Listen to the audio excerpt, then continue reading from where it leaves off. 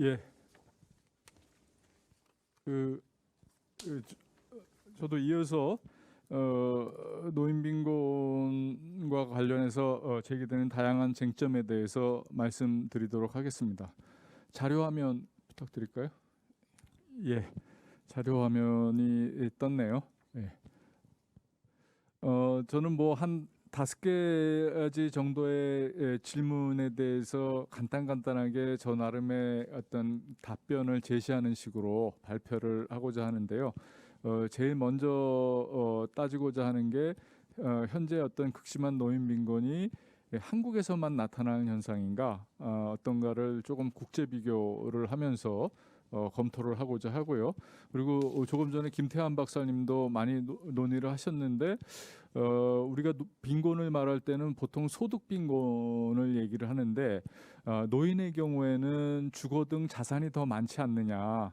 그래서 자산까지를 고려한다면은 그렇게 노인 빈곤 문제에 대한 이해가 달라질 수 있는 거 아니냐. 이런 그 질문이 또 있죠. 그래서 이 부분에 대해서도 잠깐 같이 검토를 하고자 하고요. 그리고 세 번째로는 이렇게 고령으로 진입하는 과정에서 노인이 빈곤이 되는데 그렇다면 왜 이렇게 한국의 노인이 극빈 집단으로 되었는지, 그리고 연령으로 따지면은 도대체 몇 살서부터 이런 빈곤 문제가 심각하게 되는지, 비노인은 이렇게 빈곤 문제가 심각하지 않다고 하니까 그런 부분을 따지고, 마지막으로 이제 그렇다면 우리가 어떤 해법으로 노인 빈곤에 대처할 수 있는지를 말씀드리도록 하겠습니다. 먼저 이제 약간의 국제 비교를 통해서 노인 빈곤 문제를 비교해 보고자 하는데요. 여기 보면은 안 되네. 레이저가 안 되네요. 예. 그 자료를 보시면은 중국, 한국, 타이완, 일본, 독일, 미국, 호주, 이태리, 덴마크, 핀란드 이렇게 한 10개 가까운 나라에 대해서 전체 빈곤을 파란 막대로 보여주고, 빨간 막대가 아동 빈곤, 그리고 회색이 이제 성인 빈곤, 그리고 노란색이 이제 노인 빈곤, 이렇게 해가지고 나라를 비교하고 있는 건데요. 그 룩셈버그 인컴 스터디라는 어떤 자료를 통해서 비교를 해보게 되면, 일단은 보기 쉽게 보시면은 독일이나 이 서구권 국가들, 오른쪽에 있는 서구권 국가들을 보시면은 연령대별로 이렇게 빈곤율 차이가 크게 나지 않거나, 일부 국가들은 노인 빈곤이 더 다른 연령층보다 더 적은 이런 예들을 볼 수가 있습니다. 그런데 이제 아시아권, 동아시아권으로 와서 중국, 한국, 대만, 일본을 보시면은 노인 빈곤이 전체 연령이나 다른 연령대보다 노인 빈곤율이 높고요.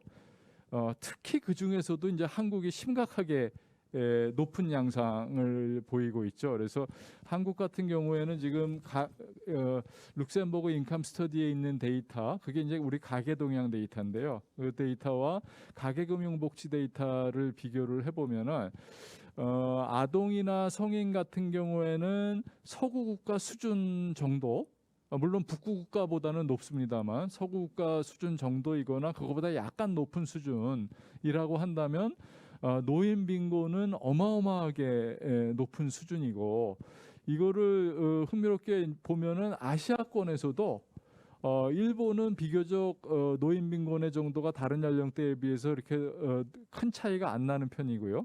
또 중국도 그렇게 차이가 나지 않습니다. 대만이 차이가 많이 나는 편이지만 대만도 그래도 노인 빈곤율이 20% 25%대 미만으로 우리처럼 45% 이렇게 높지는 않은 상황이라는 걸 보실 수 있습니다.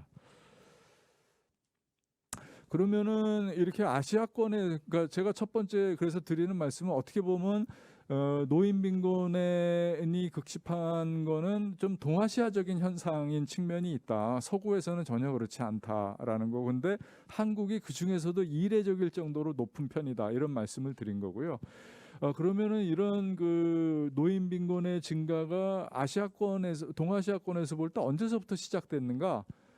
를 보시면은 이제 가장 길게 그 룩셈버그 인컴 스터디에 있는 데이터가 이 1981년부터 2017년까지 파란 꺾은 선 그래프로 있는 게 이제 대만의 경우인데요. 대만의 경우가 사실은 저는 한국하고 비슷한 경험을 보여준다고 생각을 합니다. 그래서 저 보시면은 1990년대 한 중반서부터 노인 빈곤이 본격적으로 이제 증가하기 시작하고요.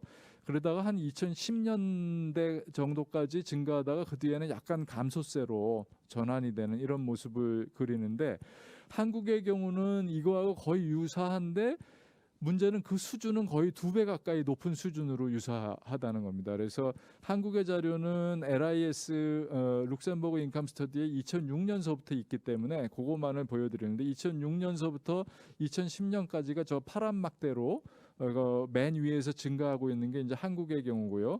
그 옆에 노란 꺾은 선 그래프로 보여주는 게 이제 우리나라 가계금융복지조사 자료로 최근 것까지를 한 겁니다. 이렇게 보시면은 아까 뭐 김태한 박사님도 보여주셨지만은 한 지난 한 10년간 한 조금 노인 빈곤이 감소하는 추세가 있다라는 게 이제 확인이 되고요. 일본 같은 경우는 대체로 뭐 한 20%대에서 정체 상태이고, 흥미로운 거는 이제 중국 같은 경우가 20% 미만으로 한 2010년까지 있다가 지난 10년간 급격하게 노인 빈곤이 증가를 하고 있습니다. 중국 같은 경우는 노인 빈곤이 증가하는 거는 주로 농촌 지역과 도시 지역의 격차 증가를 반영하는 현상이라서 아마 중국이 이제 우리를 거의 따라가는 수준이 되지 않을까 이런 생각을 하고요. 두 번째 질문으로 지금까지 말씀드린 거는 이제 소득만을 고려했을 때의 국제 비교인데, 노인의 자산을 비교해서 노인 빈곤을 본다면은 어떨 것인가라는 거를 이제 국제 비교한 겁니다. 이거는 룩셈버그 웰스 스터디라는 또 다른 자료를 부에 관한 자료를 이용한 거고요. 근데 우리나라는 저기에 자료가 없기 때문에 가계금융복지의 자산 자료를 같이 비슷하게 조정을 해서 비교를 한 결과로 이해를 하시면 됩니다. 그래서 맨 처음에 있는 게 한국이고, 그다음에 미국, 호주, 독일, 이태리, 핀란드 이렇게 있는데, 뭐 이 그래프가 보기가 어려운데 간단하게 보시면은 맨 아래서 파란 막대와 그 바로 위에 있는 이 수평선으로 그려진 부분까지를 합하면 소득 빈곤이고요. 근데 저 파란 막대는 뭐냐? 소득 빈곤이면서 자산 빈곤인 최악의 그룹이라고 생각하시면 되고, 그 위는 소득만 빈곤한, 자산을 고려하면 빈곤하지 않은 이런 경우라고 보시면 됩니다. 그래서 미국이나 독일이나 이태리나 핀란드를 보시면 사실은 자산을 고려한 경우나 소득만 고려한 경우나 노인 빈곤율이 거의 차이가 안 납니다. 서구권에서 차이가 나는 나라는 호주 정도. 그래서 자산을 고려하는 경우에는 상당 정도 이제 노인 빈곤층이 절반 가까이가 줄어든다 이러는데, 우리의 경우는 호주만큼은 아니고요. 근데 어쨌든 이 자산 데이터로 했을 때 빈곤율이 한 55% 정도로 나오는데, 만약에 자산이 빈곤하지 않은 사람을 빈곤층이 아니다라고 고려를 하게 되면 30%가 조금 넘는 수준이라서 상대적으로 상당수가 이제 빈곤층에서 탈피하는 것으로 볼 수 있는데, 문제는 그럼에도 불구하고 30몇 프로 정도의 빈곤층이 여전히 자산까지를 고려해도 빈곤층으로 남아 있다 이렇게 보실 수 있어서, 그래서 이제 자산을 고려한다고 하면은 조금 개선은 되지만 여전히 심각하다 이렇게 말씀드릴 수 있겠습니다. 조금 전에는 사실은 자산을 고려하면서 국제 비교에서 노인 빈곤을 따질 때 자산에 포함하는 거는 주로 금융자산을 많이 포함시킵니다. 그러면은 근데 제기될 수 있는 질문은 자가 같은 주거 자산이 빠지는 거 아니냐라는 문제를 제기를 할 수 있어서, 여기서는 이제 다시 이 주거를 고려하게 되면은 빈곤 양상이 어떻게 될까를 마찬가지로 한국, 미국, 호주, 독일 등 국가를 이제 비교를 해봤는데요.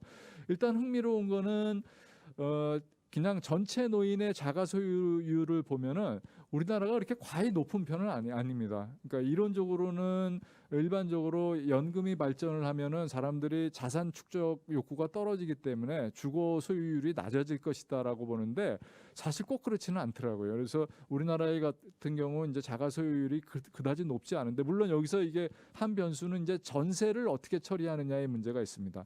전세를 저는 여기서 포함시키지 않았는데, 이제 전세를 포함시킬 경우에 일정하게 조금 올라갈 수 있는 여지가 있다는 점은 말씀드리고요. 그러면 소득 빈곤층만 따져서 자가 소유율을 보면 어떻게 되느냐?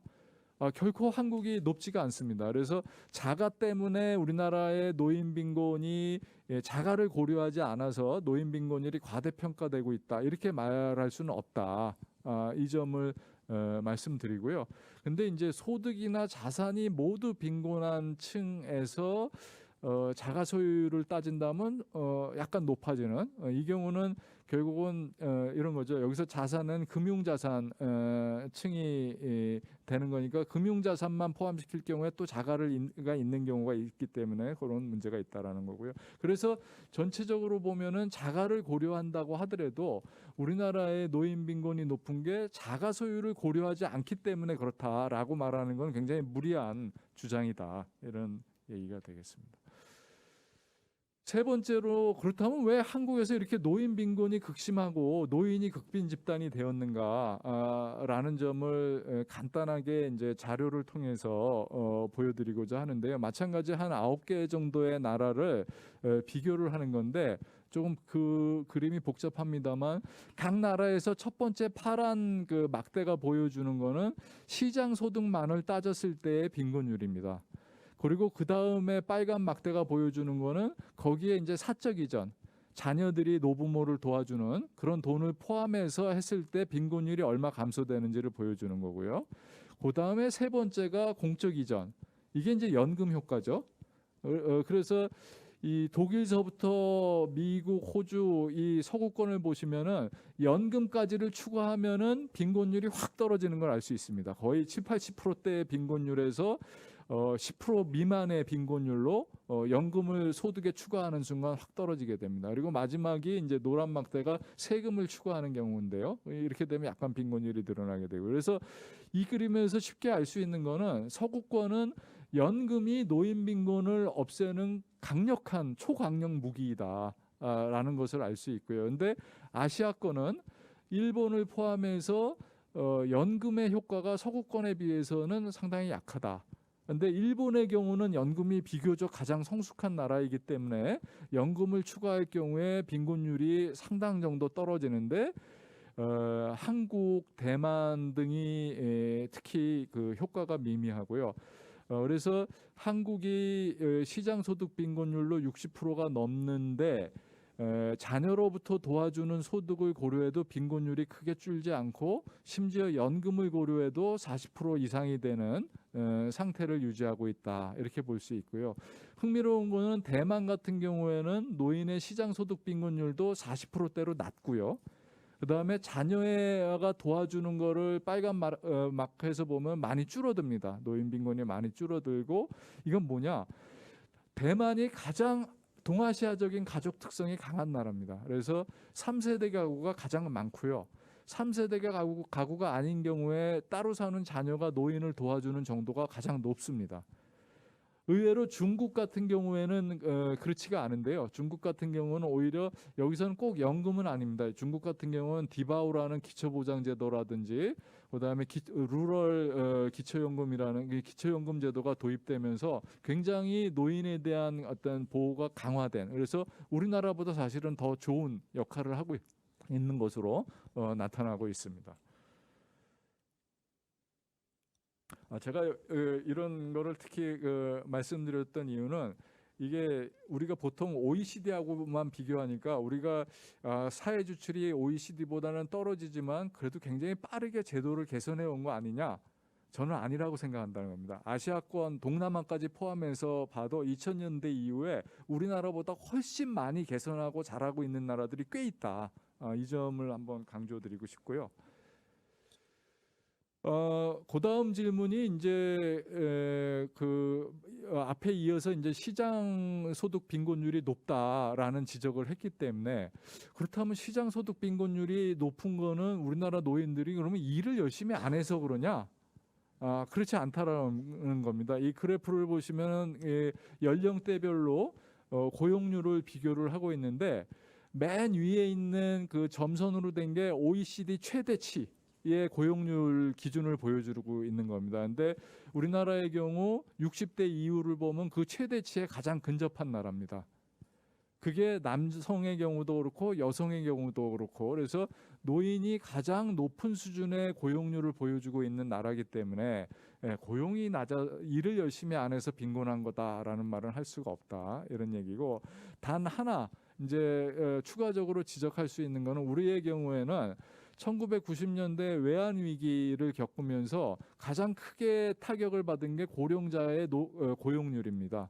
그래서 90년대 후반에 고용률이 확 떨어졌고요. 그리고 이게 2010년까지 거의 회복이 미미하게 이루어지다가 2010년 이후에 이제 본격적으로 회복이 됩니다. 그래서 이 기간에 노인 빈곤의 급증에는 이 요인도 추가적인 요인으로 작용했고, 최근 10년간의 노인 빈곤 감소에는 고령층의 근로소득 증가가 또 일부 기여를 했다, 이렇게 설명할 수 있습니다. 여기서는 이제 그 가구 특성이 빈곤율에 미치는 영향을 대만과 독일과 한국을 비교를 하고 있는데요. 첫 번째 그림에서는 이런 겁니다. 좀 그림이 복잡합니다만, 맨 아래에 있는 게 한국의 원래 빈곤율, 한 45% 되는 빈곤율, 노란 막대가 보여주는 거고요. 맨 위에 왼쪽 그림에서 있는 게 대만의 빈곤율로 한 24% 정도 되는 빈곤율을 파란 막대가 보여주고 있습니다. 그럼 중간에 있는 건 뭐냐? 한국의 노인의 가구 특성을 대만처럼 변화시켜 나가는 겁니다. 그러면 빈곤율이 어떻게 변하냐라는 걸 보는 건데, 한국의 노인을 대만 노인처럼 연령이나 성을 조정을 하고, 그다음에 대만 노인처럼 교육 수준을 조정을 해도 빈곤율의 변화가 없다. 근데 대만 노인이 아까 3세대 가구가 많다 그랬는데, 대만처럼 우리가 3세대 가구가 많다 그러면은 대만과의 격차의 반은 줄어든다, 이런 겁니다. 그러면 반은 이제 다른 요인인데 사적 이전 등 다른 요인이 이제 작용을 하고 있습니다. 독일 같은 경우를 보면은 마찬가지로 한국 노인을 독일 노인의 특성처럼 이렇게 점차 변화시켜가면 성이나 연령을 변화시키는 건 영향이 없는데, 교육 수준을 변화시키면은 조금 떨어집니다. 이 말은 한국의 노인이 독일 노인보다 교육 수준이 떨어지기 때문에 빈곤한 부분이 있다라는 것을 설명하는 거고요. 근데 가구 형태, 가구 구성을 조정하면 다시 이게 빈곤율이 늘어나는데, 그 말은 한국의 노인이 그나마 이 정도라도 유지되고 있는 건, 서구 노인들은 다 자녀하고 따로 사는데 우리나라 노인들은 일부라도 자녀하고 같이 살고 있기 때문에 그게 조금 도와주고 있다, 이런 말이 되겠습니다. 그러면은 이제 다음 질문이, 노인이 몇 살부터, 언제서부터, 비노인은 빈곤하지 않다 그러는데 노인이 빈곤하다면 언제서부터 그게 시작되느냐의 문제인데, 위에 그래프만 보셔도 될 것 같습니다. 빈곤율 그래프인데 딱 보시면은 50대서부터 조금씩 빈곤율이 높아지는 모습을 보이다가 60대가 되면서 급격하게 뛰기 시작합니다. 그리고 이게 계속 이어져서 급격하게 높아집니다. 그래서 60대 초반, 그러니까 본격적으로 은퇴 연령이 시작되는 60대 초반서부터 빈곤율이 악화된다라는 것을 볼 수 있고요. 근데 그 빈곤율 그래프에서 선이 여러 개가 있는데, 맨 아래선이 가장 최근의 노인들, 2016년에 이제 을 기준으로 했을 때 최근 코호르트를 보여주는 건데, 그 경우에 흥미로운 거는 최근 코호르트로 오면은 60대 빈곤율 증가가 좀 줄어듭니다. 50대와 이렇게 완만하게 증가가 하고 있는데, 이거는 그만큼 노인의 학력이나 이 경제활동 능력이 증가되는 것을 보여준다라는 측면도 있고요. 지난 10년간 노인의 경제활동 여건이 개선됐다라는 걸 보여주는 측면도 있어서, 이게 앞으로 어떻게 될지를 좀 봐야 되는데, 베이비 부머의 경우는 사실 일반적인 평가가 교육 수준이나 경제활동 능력은 뛰어나기 때문에 좀 나아지지 않겠냐, 자산 수준도 높아서 나아지지 않겠냐라는 기대를 가지고 있는데, 그거를 일정하게 서포트할 수 있는 측면이 있다고 보고요. 있고요. 반면에 이제 연금 등의 준비 상태를 본다면 그 이전 세대보다 그다지 좋지도 않다라고 본다면은 이게 얼마나 또 힘을 가질 수 있을지 의문을 가질 수도 있을 것 같습니다. 그러면은 왜 노인이 60대로 되면서 왜 이렇게 빈곤해지는가? 우리가 생각할 수 있는 이유입니다. 60대로 되면 은퇴를 하면서 근로소득이나 사업소득이 감소를 하는데 이거를 다른 나라 특히 서구처럼 연금소득이 보완해주지 못하기 때문입니다. 이 그래프를 보시면은 밑에 이제 55세에서 59세, 60세에서 65세, 65세에서 69세로 가면서 파란 막대가 근로소득이고 빨간 막대가 사업소득인데 50대에서 60대로 가면서 그 합한 게 뚝 떨어지는 걸 볼 수 있습니다. 60대 후반으로 가면 더 떨어지고요. 그런데 그 위에 있는 파란 하늘색이 공적 이전인데 공적 이전이 그만큼 늘어서 보완을 못 해주기 때문에 전체 소득 평균이 연령이 올라갈수록 뚝뚝뚝뚝 떨어지고 이게 빈곤 증가로 이어지고 있다. 이렇게 보시면 될 것 같고요. 그렇다면 이제 해법이 무엇이냐라는 건데 앞에서 김태환 박사님도 상당히 그 여러 가지 자세한 말씀을 해주셨는데 일단 해법을 생각하기 위해서는 그럼 우리가 어느 정도 목표를 잡고 그 목표와 비교해서 현재 상태가 무엇이고 이 현재 상태와 미래의 목표를 어떻게 연결시킬 것이냐 이렇게 따져볼 필요가 있는데 이 목표는 사실 주관적이기 때문에 상당히 뭐 다를 수가 있습니다만 정부가 최근에 18년에 발표한 자료에 따르면 정부에서 어느 정도는 사회적인 합의 수준을 보이는 것이라고 생각하는데 나타내고 있는 거는 최소 생활비를 한 1인 가구에 100만 원 그리고 적정하다고 할 만한 걸 150만 원 정도로 잡았습니다. 그래서 현재 있는 게 이제 공적연금과 일부 퇴직연금이 있으니까 이걸 가지고 한 100만 원 정도를 최소한 채우고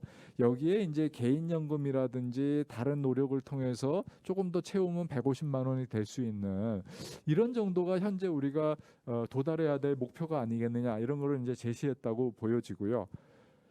그런데 현재 상태는 어떠냐? 먼저 연금을 보시면은 이게 보시면은 연금에 대해서 노령연금을 주로 보시면 되는데요. 노령연금의 현재 수급 액수를 보여주고 있습니다. 20만 원 미만을 받는 연금 수급자 중에 20만 원 미만을 받는 사람이 20%고요. 20에서 40만 원을 받는 사람이 40%입니다. 이 말은 뭐냐? 결국은 현재 연금 수급자의 60%가 40만 원을 못 받고 있다는 겁니다.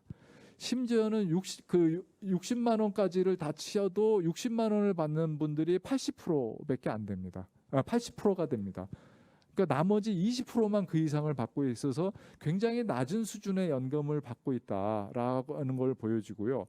그러면 이 상황이 앞으로 빨리 개선될 수 있을까를 추계 결과를 가지고 20년, 30년, 40년, 50년, 70년까지 아래 테이블에서 보면은 흥미로운 거는 노령연금의 수급자 수 비율은 2020년 38%에서 해가 갈수록 그래도 늘어납니다. 빠른 속도는 아니지만 2070년까지 가면 85% 가까이 되는 연금 수급자가 있어서 수급률은 그래도 증가하는데 소득 대체율을 보시면은 현재 오히려 한 25% 가까운데 시간이 갈수록 20%대로 떨어집니다. 이제 이거는 지난 연금 개혁의 효과가 반영되면서 이제 나타나는 것인데 그래서 이게 시간이 갈수록 낙관하기가 굉장히 어려운 상황이다. 현재도 안 좋지만 그래서 이걸 보면은 일단은 연금으로서는 가입률도 더 빨리 올려야 되고 실질 소득 대체율이 떨어지니까 이 실질 소득 대체율을 높이는 가장 분명한 방법은 그겁니다. 현재 가입 기간이 짧은데 가입 기간을 많이 늘려주는 겁니다. 그래서 그런 접근들을 쓸 필요가 있다라는 생각을 우선 할 수 있고요.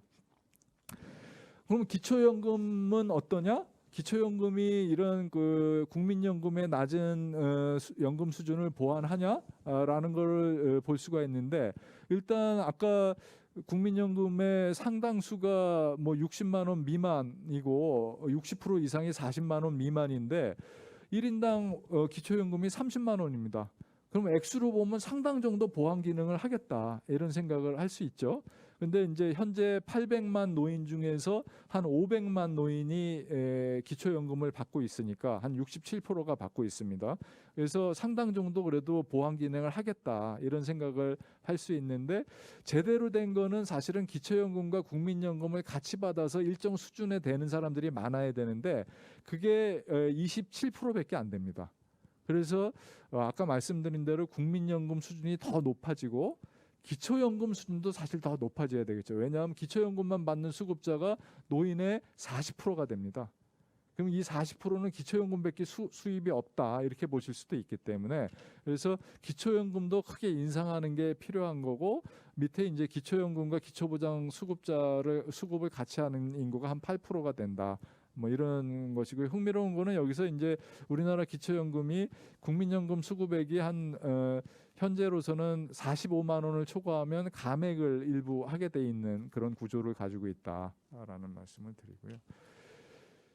그래서 이제 국민연금도 개선해야 되고 기초연금도 인상해야 되고 뭐 등등의 말씀을 드렸는데, 그래서 국민연금에 대해서는 기본적으로 뭐 지난 논쟁이 있었습니다만 소득 대체율을 인상해야 된다라든지 보험료를 인상을 해야 된다라든지 이런 생각을 가지고 있는데, 제 개인적으로는 현재 국민연금의 어떤 국민 신뢰 수준에서는 급격한 구조 개혁은 힘들 것 같다 이런 생각을 하고요. 현재 있는 상태에서 내실을 최대한 기하는 이런 노력들이 당분간은 좀 필요하지 않겠느냐. 그래서 가입률을 제고하는 아까 김태환 박사님이 말씀하신 이런 내용들이 필요하겠고, 가입기간 연장, 그리고 현재 1인 1연금 제도로 경제활동, 여성경제활동을 늘리는 이런 노력들이 사실은 중요하게 기울여져야 되겠다 이런 거고, 기초연금에 대해서는 국민연금을 보완하고 현재 노인빈곤 해소를 위해서는 기초연금을 한 40만 원 정도로 인상하는 건 반드시 필요한 것 같다라는 건데, 근데 이런 인상을 하기 위해서는 현재 기초연금 구조를 개혁할 필요가 있다라고 생각을 합니다. 현재의 구조로 그대로 인상하기는 어렵다라는 거 보는데요. 하나 가장 뭐 뚜렷한 방안은 30만 원을 사실 거의 모든 노인에게 똑같이 주고 있는데 굳이 그거 70%만 줄 필요가 있냐? 100% 다 주자. 뭐 이런 방안이 될 수 있겠죠. 보편적 기초연금입니다. 근데 이렇게 되면 연금을 보완하는 효과가 있는데, 기초연금 뭐 한 10만 원 올리는 것만으로 노인 빈곤이 충분히 해소될지는 의문이다라는 거고, 반면에 현재 상태에서 30만 원 수준에서 100%로 늘려도 재정이 150%가 느는 거거든요. 그래서 재정 부담은 급증할 가능성이 있어서 그게 문제다라는 거고, 그래서 최근에 이제 그 관심을 많이 받는 거는 김태환 박사님이 말한 캐나다 유형의 어떤 선별적인 공공부조화 이런 안들이 이제 나오는데, 인기가 있는 거는 그렇죠. 비교적 적은 재정 부담으로 노인 빈곤을 확실하게, 예컨대 뭐 이 30만 원에서 40만 원이 아니라 한 50만 원, 60만 원으로 혹은 70만 원 정도로 올리되, 대신에 노인의 한 아래 한 30-40%로 집중을 하자. 이렇게 되면은 큰 효과가 있지 않겠냐 이런 생각을 할 수가 있는데, 개인적으로는 좀 그렇습니다. 이게 효과가 있으려면 한 70만 원 수준 정도, 60-70만 원 수준으로 가면 좋겠는데, 이렇게 되면 아까 말씀드린 대로 현재 연금 가입자 중에서 80%가 60만 원을 못 받고 있습니다. 이런 상황에서 선별적 공공부조로 60-70만 원을 보장한다? 이거는 저는 거의 불가능하다라고 저는 판단을 합니다. 그러면 남은 옵션은 뭐냐? 기초연금의 어떤 최저연금적인 성격을 강화하는 겁니다. 아까 잠깐 연금 수급액이 150%, 45만 원이 넘으면 감액을 한다 그랬는데, 연금 수급자에 대해서는 한 예컨대 40만 원으로 되면 그거의 150%인 한 60만 원은 기본으로 보장을 해주자, 최저연금을. 그리고 근데 연금이 계속 늘어나는 사람들에 대해서는 좀 깎자. 그래서 저 산식에 따르면 한 120만 원 정도 되는 사람이면은 자기 연금만 받게 하고, 그거보다 적은 사람에 대해서는 일부씩 보조를 하는 방식으로 해서 최저 수준을 보장해 주는 정도로 가면 국민연금을 보완하면서 좀 중간적인 길을 찾지 않을 수 있을까 이런 생각을 해보는 거고요. 마지막으로 기초보장제도에 대해서는 이렇게 되면은 그거 최저연금안을 하더라도 빈곤 문제는 해결되지는 않습니다. 여전히 기초보장제도가 필요하고요. 그렇게 되면은 제도 개선이 필요한데, 가장 큰 거는 저는 현재 재산 기준을 개편하는 거라고 봅니다. 일단은 다른 나라들처럼 자가용 주거는 전면 공제해야 됩니다. 자가용 주거를 두고서 거기서 소득이 발생한다고 해가지고 소득 환산을 하고 있는데요. 그거는 논리적으로 안 맞고 기본적으로는 그렇습니다.